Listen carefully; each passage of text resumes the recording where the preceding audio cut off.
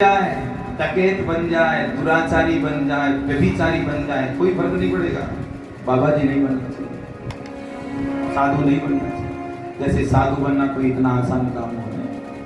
साधु तो भारत की संस्कृति है, साधु तो भगवान का वैभव है, भगवान का आभूषण है, भगवान की श्री है। साधु के बिना भगवान भी अधूरे हैं, सुने सुने लगते हैं। साधु बनना इतना आसान नहीं, कितनी साधना करनी पड़ती है। सरकार कितनी सहारे, हम लोग तो इनके नाखून की होड़ भी नहीं कर सकते, बराबरी नहीं कर सकते। इतना कठोर तक सरकार कर रही है। भक्तवत्सल भगवान ऐसे तपस्वी आत्मा, ऐसे साधु बड़े हठी होते हैं, हठयोगी होते हैं। हमारे गुरुदेव जहाँ बैठ जाते थे, एक बार बैठ गए बस, चाहे 2 महीना लग जाए, 4 महीना, वो काम सिद्ध करके ही उठते थे वहां से। सरकार को हमने अपनी आंखों से देखा है। जब अंत समय रहा, महाराज जी ने जो आंख बंद की, जो समाधि लगाई, या आपके पास नजदीकी बिरला हॉस्पिटल में भर्ती रहे। हम आते थे खूब, कई डॉक्टर जानकार भी थे, हमारे मिलने वाले भी थे कई। हम रोज पूछते थे, बोले महाराज जी की जांच होती है और जांच रिपोर्ट अमेरिका तक जाती है, और अमेरिका के डॉक्टर्स भी हतप्रभ हैं, आश्चर्यचकित हैं कि महाराज जी का हार्ट जैसे 20 साल के बच्चे का हार्ट हो वैसा हार्ट चलता है, कोई बीमारी नहीं, नाखून में बीमारी नहीं, और फिर भी महाराज जी की समाधि नहीं टूट रही, आंख नहीं टूट रही। ये हठ योगी होते हैं। हमारे गुरुदेव ने कहा 12 घंटे पहले, रात्रि को 2:30 बजे कहा कि आज हमारा अंतिम दर्शन है, आज हम जाएंगे, हमारा शरीर छूटेगा। हमने कहा कोई जबरदस्ती है क्या, ऐसे ही चले जाओगे, जबरदस्ती जाओगे? अच्छा, बोले बच्चा देख लेना, ओ देख लेना। हमने कहा ठीक। ठीक 2:30 बजे दोपहर में बैठे बैठे सबको पंगत करवा के, सब पंगत कर लिए हो, सबको आशीर्वाद दिया, सब खुश रहना, हम जा रहे हैं। ऐसे ही हाथ था उनका। जब शरीर हमारे प्रवाहित करते हैं, सरजू में बहाते हैं, जल में समाधि होती, जलाते नहीं। जब गुरुदेव का शरीर हमने समाधि किया जल में, उस समय भी गुरुदेव का हाथ ऐसे ही था। आशीर्वाद देते देते शरीर छोड़ा, बोले हम जा रहे हैं, सब खुश रहना। तो ऐसे साधु होते। साधु बनना इतना आसान नहीं। सदगुरुदेव भगवान। तो घर गृहस्थी में किसी को वैराग्य चढ़ता नहीं है, विरक्ति आती नहीं है, और कदाचित थोड़ा बहुत वैराग्य आए तो घर वाले भजन करने देते नहीं है। तो पिताजी, बुद्धिमान मनुष्य वही है, इस अंधे कुएं से अपने आप को सुरक्षित बाहर निकाल ले। अच्छा, निकाल कर क्या करे, कहाँ जाए? बोले वनंगतम यत हरिमाश्रयेत, वनम वृंदावनं गतः यथा श्री हरिम श्री कृष्णम चरणमाश्रये। श्रीधाम वृंदावन चला जाए, भक्तवत्सल भगवान जय, संत भगवान जय। श्रीधाम वृंदावन चला जाए, श्रीधाम चित्रकूट चला जाए, श्रीधाम अयोध्या चला जाए, भगवान राम कृष्ण के चरण कमलों का आश्रय ग्रहण कर ले, इसी में जीव की भलाई है। इतना सुना, हिरण्याकश्यप की भ्रुकुटी तनली, मेरा पुत्र मुझे अपने ही शत्रु की आराधना का उपदेश दे रहा है। आंखें लाल हो गई। फिर विचार किया, ये तो छोटा सा बालक है, और बालकों की बुद्धि सहज होती है, जैसा बालक को पढ़ाओ बालक वैसा ही बोलने लग जाता है। इसको जैसा सिखाया होगा वैसा ही कहा, बेटा जाओ अपने गुरुजी को भेजो। चंड अमर गाए, अरे आइए आइए सरकार, पधारिए। कैसे आना हुआ? बोले कैसे आना हुआ ये तो बाद में बताएंगे, पहले ये बताओ आजकल हमारे बेटा को क्या सिखा रहे हो तुम लोग? अरे बोले सरकार, जो किताब आपने चलाई, पुस्तक, तो शिक्षा नीति आपने बनाई, वही पढ़ाते हो क्या? बनाए। आंखें टेढ़ी हो गई, शर्म नहीं आती तुम लोगों को? मेरा बेटा मेरी गोद में आकर मेरे ही शत्रु की आराधना का उपदेश दे रहा है, क्या ये सब कुछ पढ़ने के लिए हमने तुम्हें उनको भेजा? उसको यहाँ थर-थर कांपने लगे षंड अमर्क। सरकार आपकी सौगंध खाकर कहते हैं ऐसा कोई पाठ हमारे चलता ही नहीं, ऐसी किताबें नहीं चलती। हमने नहीं पढ़ाया, तुमने नहीं सिखाया, इसका मतलब निश्चित हमारे शत्रु विष्णु का कोई दूत, कोई गुप्तचर यहाँ घुसपैठ कर रहा है, हमारे पुत्र को भड़का रहा है। खबरदार, आज के बाद यदि तुम लोगों ने ऐसी भूल की ध्यान नहीं रखा, जीवित नहीं छोड़ूंगा दोनों को। चले जाने के बाद षंड अमर्क ने प्रहलाद जी को पुचकारना प्रारंभ किया। सिर पर बेटा प्रहलाद, वत्स प्रहलाद भद्रम ते, तेरा कल्याण हो पुत्र। प्रहलाद सही सही बता, तूने जो ऊट पटांग बातें अपने पिता से की, तेरी बुद्धि खराब किसने कर दी बेटा, सही सही बता। प्रहलाद जी ताली बजाकर हंसने, जय हो प्रभु, ये है आपकी माया के रोग का लक्षण। जिसको सर्प काट ले उसको कड़वा नीम भी मीठा लगने लगता है। जिसको सर्प काट ले उसको कड़वा नीम भी मीठा लगने लगता है। तो संसार के विषैले विषयों में रस पच गए हैं, उनको भगवान का चरितामृत भी जहर की तरह लगता है, फीका लगता है। भगवान का नाम रूपी अमृत भी विषैला लगता है। षंड अमर्क ने डांटना चालू किया, मूर्ख, तू हमको पढ़ाने आया है कि हमसे पढ़ने आया है? दैदेय चंदन वने जातो यम कंटक झुमा। देखो तो सही, चंदन के बगीचे में कांटे का पौधा कहां से निकल गया है? डांटने लगे।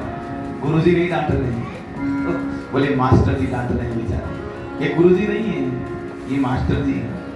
गुरुजी में मास्टर जी में जमीन आसमान का फर्क होता है। मास्टर शिक्षक बेचारा पगार लेता है, तनख्वाह लेता है। जैसी शिक्षा नीति सरकार बना देती है वैसी ही पढ़ाता है। गए मानी गणेश, बंद कर दो पढ़ाना। क्यों? सांप्रदायिकता फैल सकती है, बंद कर दो। तो क्या पढ़ाएं? गए मानी गधा, गधा पढ़ाओ। अब सांप्रदायिकता नहीं फैले, गए मानी गधा। तो जो उल्टा सीधा सरकार बना दे वही पढ़ाए, तनख्वाह लेता है, पगार लेता है, वो मास्टर है।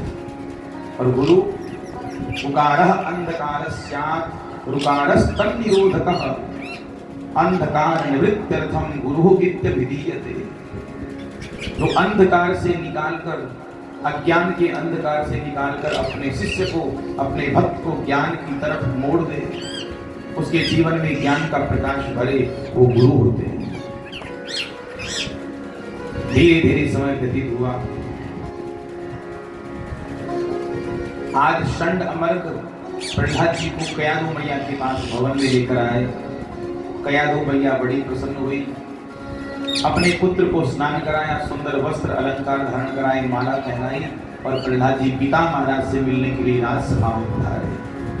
पिताजी ने दौड़कर अंक में भर लिया, अपने पुत्र को राज सिंहासन पर गोद में बैठाया, सिर पर हाथ घुमाने लगे, प्यार से पूछे, पुत्र प्रहलाद, अब बताओ, अब की बार तुम कौन सी सुंदर शिक्षा ग्रहण करके आए हो? सही सही बताना, जो अच्छी बात सीख कर आए हो वही सुनाना हो। सामने खड़े हैं षंड अमर्क। प्रहलाद जी देखते हैं, सुन लिया गुरुजी, पिताजी हमेशा अच्छी बात पूछते हैं और घटिया बात सुनना चाहते हैं। अरे अच्छी पूछते तो अच्छी बताएंगे, घटिया कैसे बताएंगे, कैसे सुनाएंगे? तो कहा, पिताजी अब की बार तो हम 9 प्रकार की शिक्षा ग्रहण करके आए हैं। हिरण्याकश्यप को गदगद हो गए, लगता है मेरा बेटा 9 प्रकार की दैत्य नीति सीख कर आया होगा, जल्दी सुनाओ बेटा क्या सीख कर आया। और प्रहलाद जी ने बखान करना चालू कर दिया नवदा भक्ति। व्यास जी की नवदा भक्ति, श्रवणम कीर्तनम विष्णु स्मरणम पाद सेवनम अर्चनम वंदनम दास्यम सत्यमात्मनिवेदनम।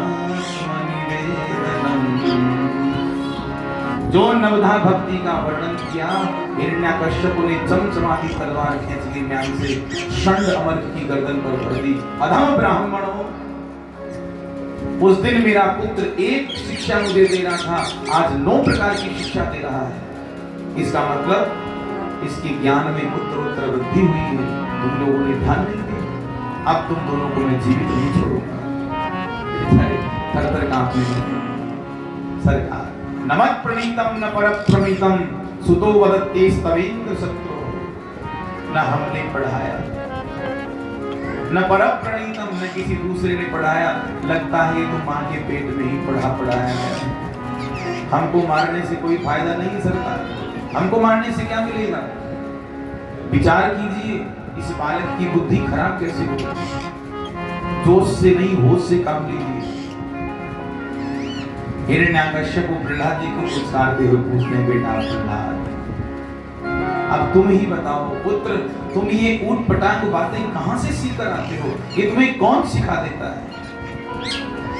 प्रहलाद जी हंसकर, तनिक भी भय नहीं है प्रहलाद जी के मन मस्तिष्क पर, मुस्कुराकर कहते हैं, पिता मतिर्न कृष्णे परतः स्वतो वा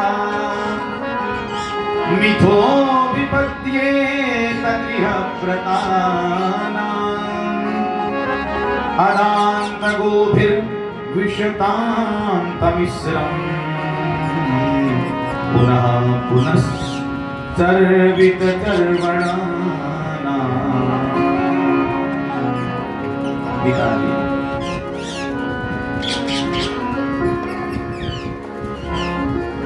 जो देह गेह में आसक्त हैं, मैं मेरा हम दो हमारे दो, इनसे आगे बाहर निकलते ही नहीं।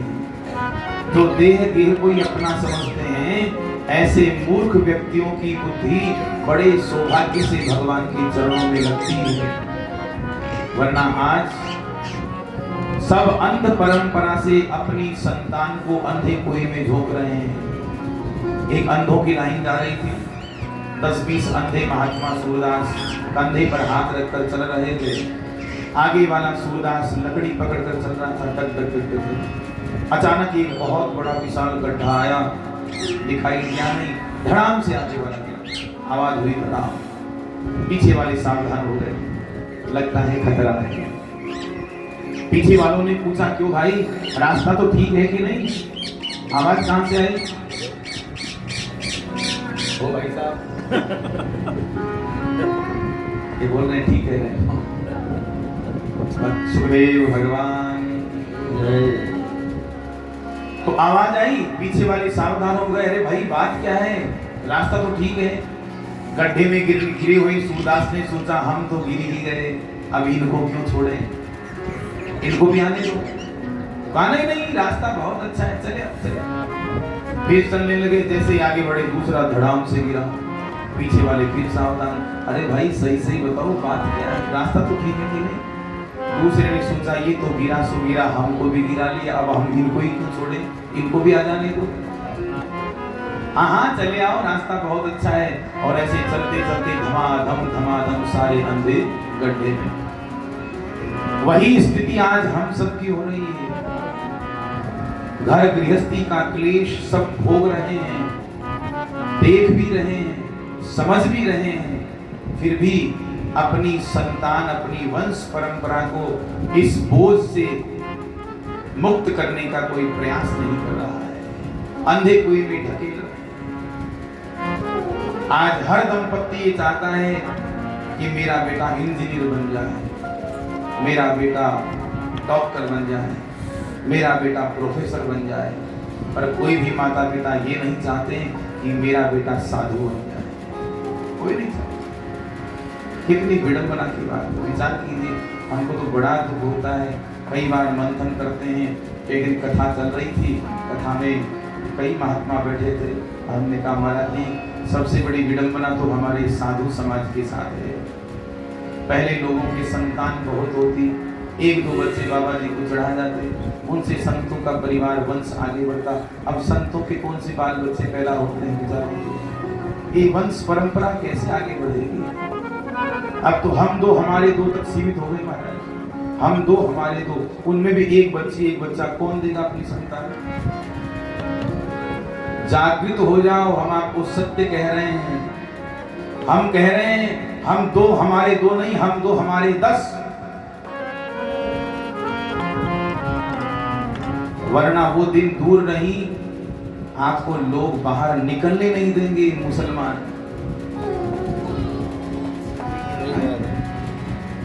क्या होगा हिंदू का?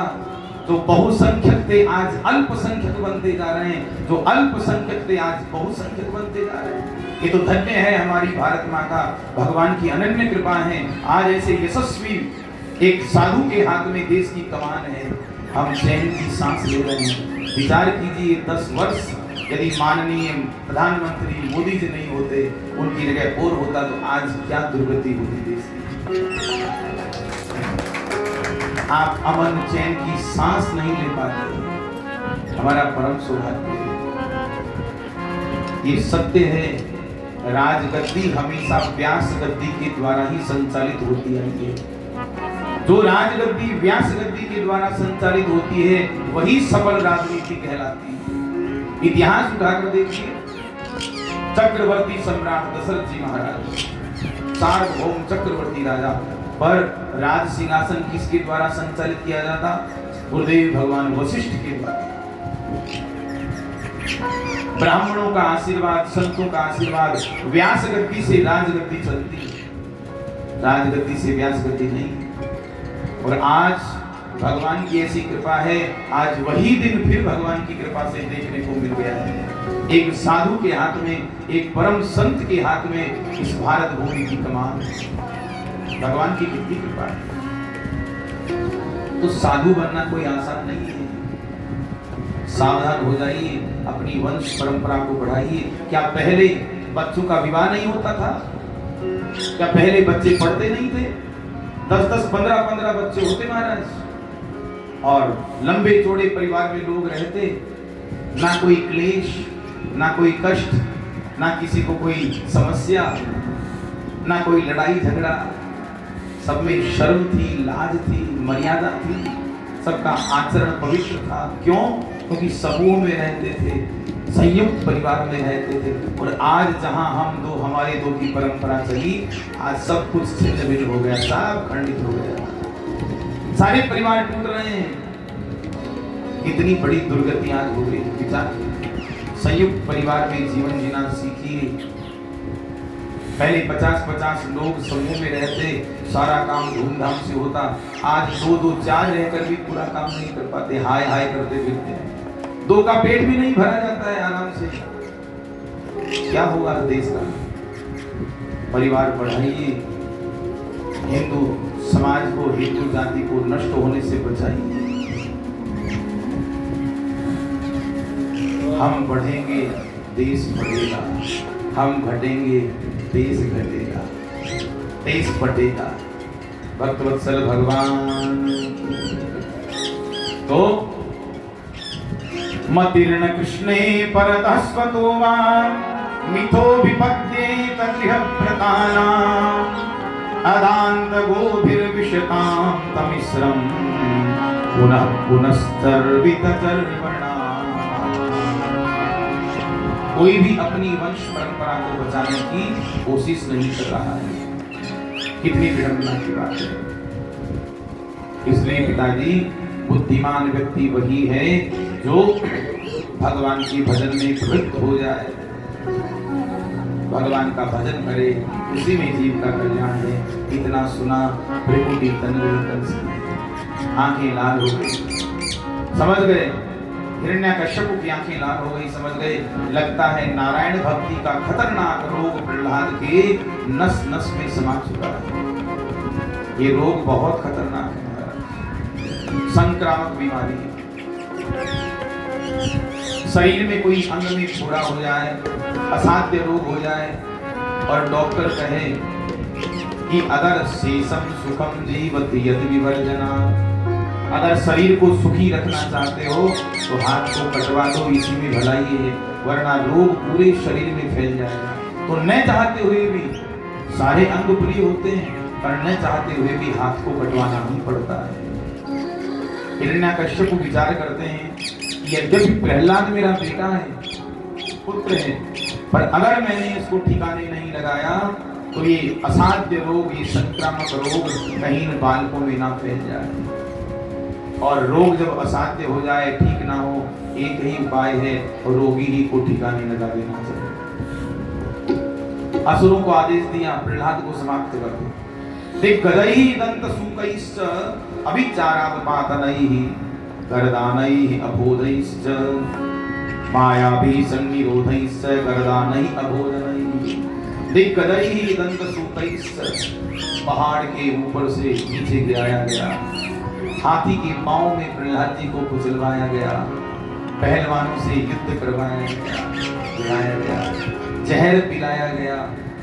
प्रहलाद जी की बुआ हिरण्यकश्यप की बहन होलिका देवी प्रहलाद जी को गोद में लेकर अग्नि में प्रवेश कर गई, पर प्रहलाद जी का बाल भी बांका नहीं हुआ। आकाश में है तारे जितने उतने बैरी होए, कृपा होए रघुनाथ की बाल न बांका, जब जानकी सहाय करे तब कौन बिगाड़ करे, तेरो जानकी नाथ करे तब कौन बिगाड़ करे, तेरो जानकी नाथ